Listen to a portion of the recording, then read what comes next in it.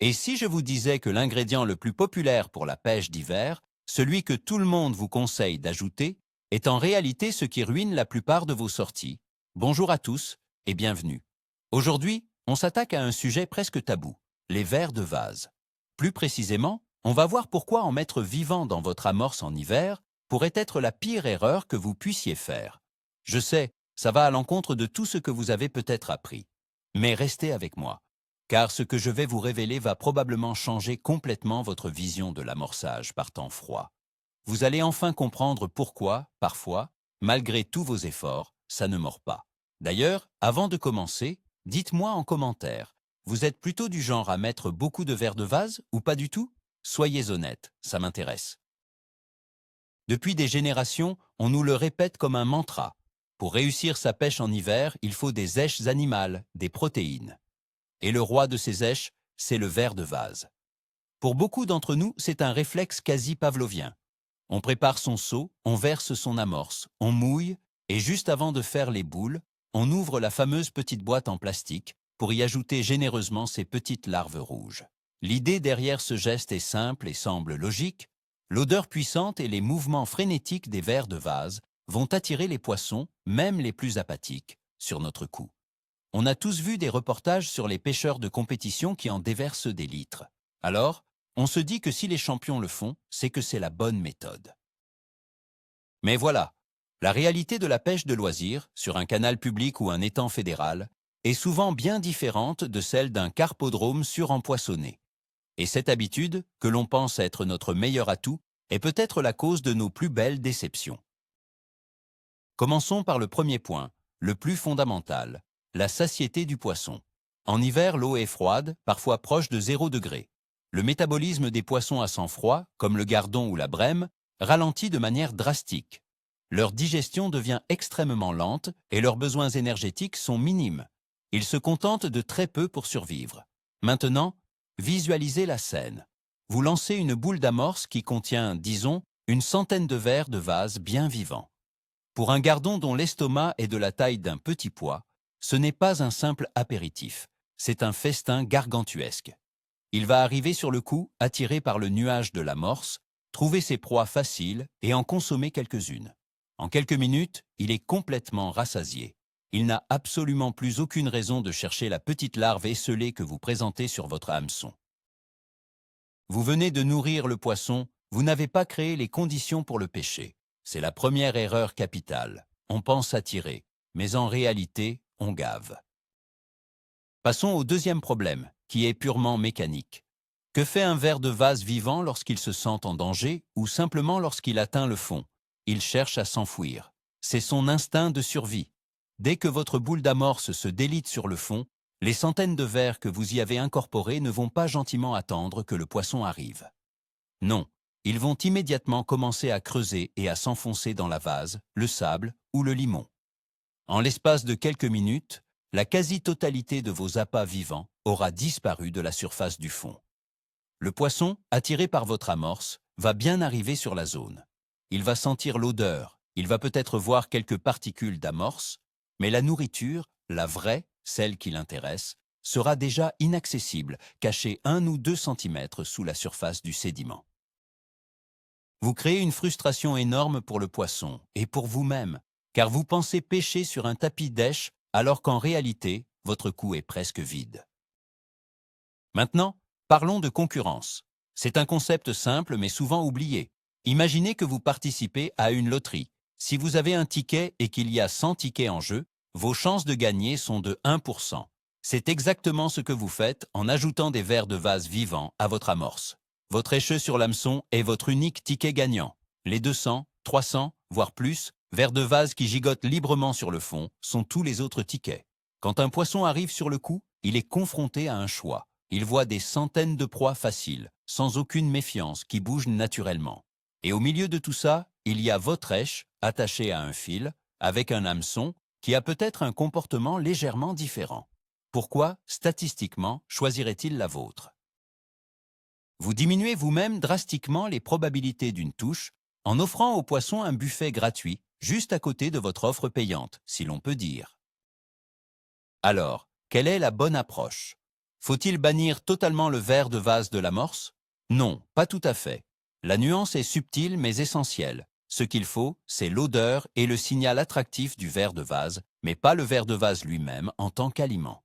La solution est donc d'utiliser des verres de vase morts, ou mieux encore, coupés ou écrasés. C'est ce que les pêcheurs de compétition appellent le joker. En écrasant les verres, vous libérez tous les jus et les acides aminés qui sont extrêmement attractifs pour le poisson. Vous créez un nuage olfactif très puissant qui va attirer le poisson de loin. Mais, et c'est là toute la différence, vous ne lui donnez rien de consistant à manger.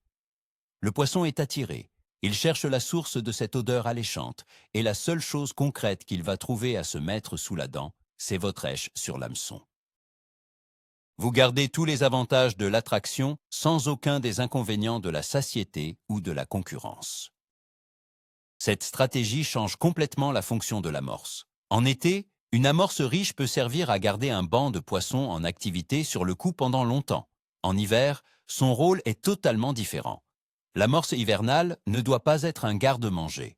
Elle doit être un simple vecteur, un transporteur d'attractants. Elle doit être pauvre, très peu nourrissante. On utilise souvent des amorces noires ou brunes foncées pour ne pas effrayer le poisson méfiant dans les eaux claires. Sa seule mission est de descendre rapidement au fond, de se déliter et de libérer le nuage attractif créé par le jus des verres de vase écrasés ou par d'autres additifs liquides. Le poisson suit cette piste olfactive, arrive sur une zone qui sent la nourriture, mais qui est finalement vide. C'est une forme de supercherie, si vous voulez, mais c'est la méthode la plus efficace pour déclencher des touches quand le poisson est difficile.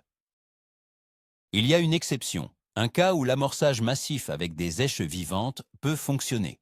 C'est dans les pêchodromes ou les carpodromes, des lieux privés avec une densité de poissons absolument énorme.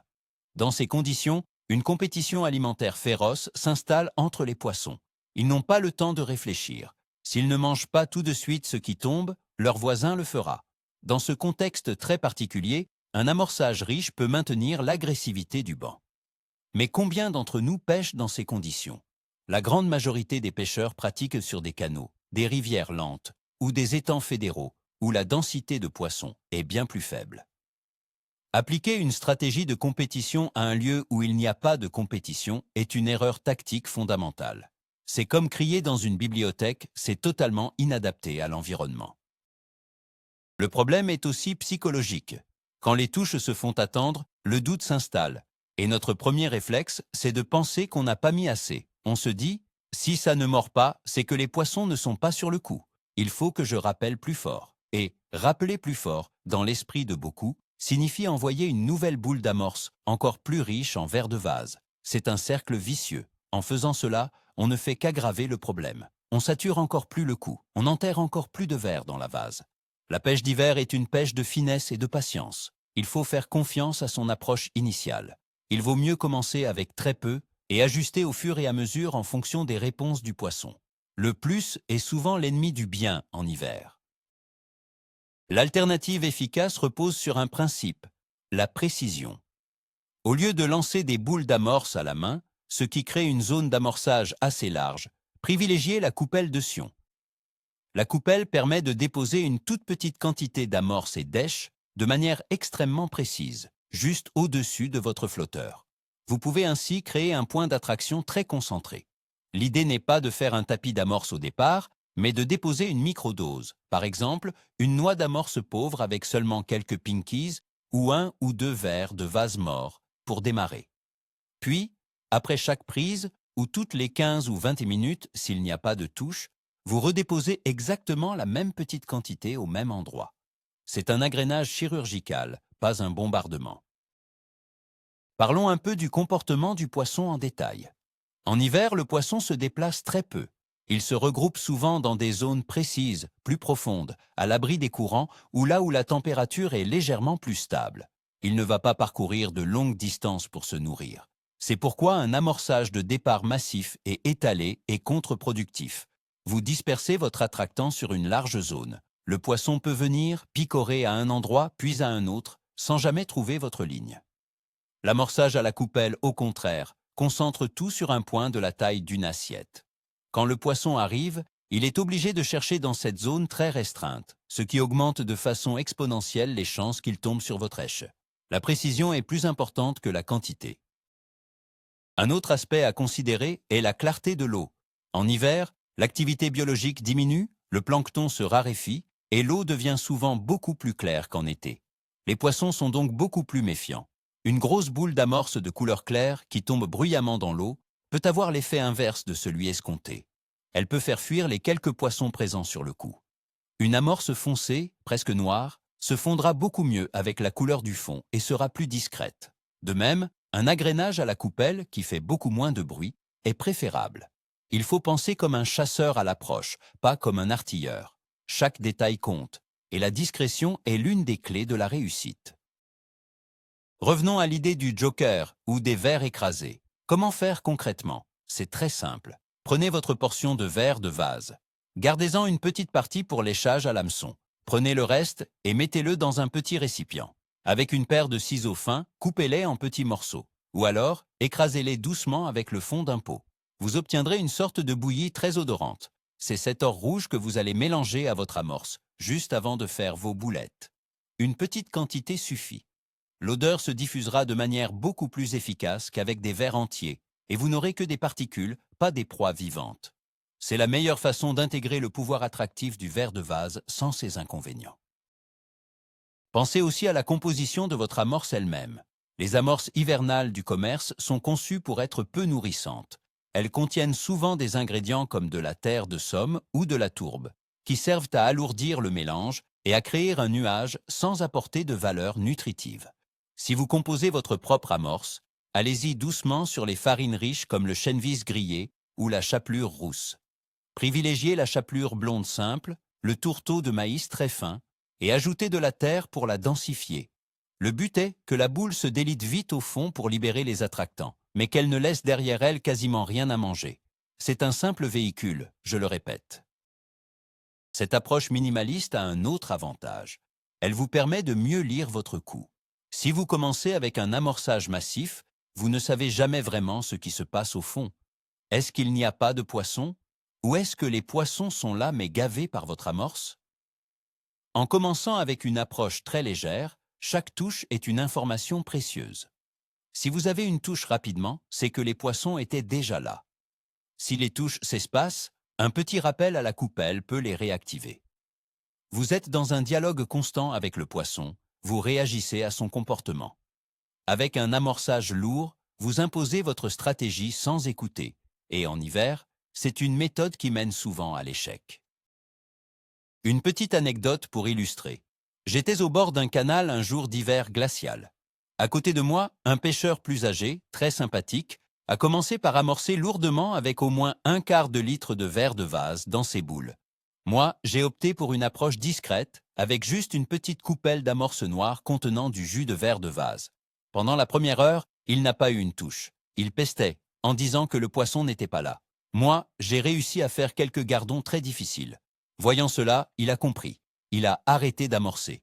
1 heure plus tard, ses premières touches sont enfin arrivées. Son erreur avait été de saturer complètement le coup dès le départ. Il a fallu attendre que les poissons digèrent son festin pour qu'ils s'intéressent de nouveau à une èche. N'ayez pas peur du vide. C'est peut-être le conseil le plus difficile à appliquer. On a l'impression que si on ne met rien, on n'attirera rien. Mais en hiver, le silence et le vide sont parfois les meilleures armes. Un coup pêchant n'est pas forcément un coup où il y a beaucoup de nourriture. C'est un coup où il y a une présence, une promesse de nourriture. Cette promesse, c'est le léger nuage de votre amorce pauvre, l'odeur subtile des vers écrasés.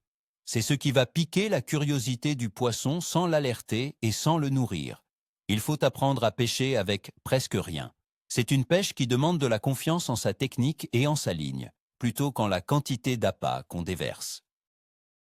Et qu'en est-il des autres èches vivantes, comme les pinkies ou les asticots? Le principe est exactement le même, mais leur cas est encore pire. Un asticot est beaucoup plus nourrissant qu'un ver de vase. En mettre vivant dans l'amorce en hiver est une erreur encore plus grande. De plus, les asticots ont tendance à remuer le fond et à faire travailler l'amorce, ce qui peut être un avantage en été. Mais en hiver, sur un fond de vase, ils peuvent s'enfouir encore plus vite et plus profondément que les vers de vase. Si vous voulez utiliser leur pouvoir attractif, la seule solution viable est de les utiliser morts, noyés ou congelés, et en très petite quantité, juste pour fixer les quelques poissons qui seraient sur le coup. Mais le verre de vase, sous forme de jus, reste supérieur. L'adaptation est la clé. Il n'y a pas de vérité absolue à la pêche. Ce que je vous décris est une stratégie générale qui fonctionne dans la grande majorité des situations de pêche hivernale en eau publique. Mais vous devez toujours observer. Si vous pêchez un endroit que vous savez très riche en poissons et que vous voyez de l'activité, vous pourrez peut-être vous permettre d'être un peu plus généreux. À l'inverse, si vous êtes sur un poste difficile, où vous savez que les poissons sont rares et éduqués, vous devrez être encore plus minimaliste. L'important est de comprendre le principe de base. En hiver, on attire, on ne nourrit pas. Une fois que vous avez intégré cette règle, vous pouvez l'adapter à toutes les situations que vous rencontrez. Il faut aussi parler de la ligne. Avoir le meilleur amorçage du monde ne sert à rien si votre ligne n'est pas adaptée. En hiver, la sensibilité est primordiale. Les touches sont souvent très discrètes, à peine perceptibles. Il faut donc utiliser des flotteurs très légers, avec une portance de 0,20 à 0,50 g par exemple, parfaitement équilibrée. Le bas de ligne doit être très fin, en 8 ou 10 centièmes, avec un hameçon de petite taille, de 20 ou 22, qui correspond à la taille de lèche, souvent un seul verre de vase. La présentation de lèche doit être impeccable. C'est un ensemble. L'amorçage crée l'opportunité, mais c'est la finesse de la ligne qui concrétise la touche. Le rythme de l'agrainage est aussi un art. Il ne faut pas être mécanique et rappeler toutes les 10 minutes quoi qu'il arrive. Il faut sentir le coup. Si vous avez une série de touches, c'est que les poissons sont là et actifs. Dans ce cas, un petit rappel après chaque poisson peut aider à maintenir le banc sur place. Si les touches s'arrêtent subitement, attendez un peu avant de rappeler. Le passage d'un prédateur a peut-être effrayé le poisson blanc. Un rappel trop rapide ne ferait qu'aggraver les choses. Si le calme plat s'installe pendant plus de 20 minutes, une petite coupelle peut servir à sonder les environs, à voir si un poisson est de nouveau en quête de nourriture. C'est une pêche d'écoute, de patience et de réaction.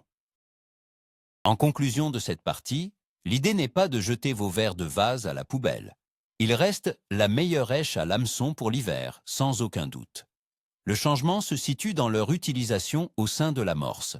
Arrêtez de les considérer comme une charge de remplissage pour attirer en masse. Considérez-les comme un ingrédient précieux, un concentré d'arômes. Utilisez leur essence, leur jus, pour créer le signal olfactif le plus pur possible, sans l'inconvénient de la nourriture. Passez d'une stratégie de bombardement à une stratégie de sniper. Moins de quantité, plus de précision, plus d'attraction pure. C'est ce changement de paradigme qui transformera vos sorties hivernales difficiles en véritable succès. Essayez, et vous verrez la différence par vous-même. Donc, pour résumer, ajouter des verres de vase vivants dans votre amorce d'hiver, dans la plupart des cas, ne vous aide pas. Au contraire, vous gavez le poisson au métabolisme ralenti, vous enterrez la nourriture dans la vase hors de sa portée, et vous créez une concurrence déloyale pour votre propre hameçon. Le vrai tournant, le moment Eureka, c'est de comprendre que l'amorce en hiver n'est pas un restaurant. C'est juste un panneau publicitaire lumineux. Son seul et unique rôle est de dire « Hé, il y a quelque chose d'intéressant par ici ».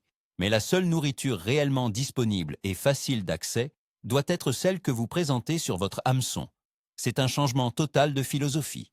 On passe de l'idée de nourrir pour garder à l'idée d'attirer pour capturer. C'est subtil, mais ça change absolument tout au bord de l'eau. Merci infiniment d'avoir regardé cette vidéo jusqu'au bout.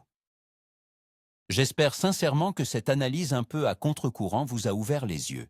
Et maintenant, la question finale, après avoir entendu tout ça, allez-vous continuer à mettre des verres de vase vivants dans votre amorce cet hiver?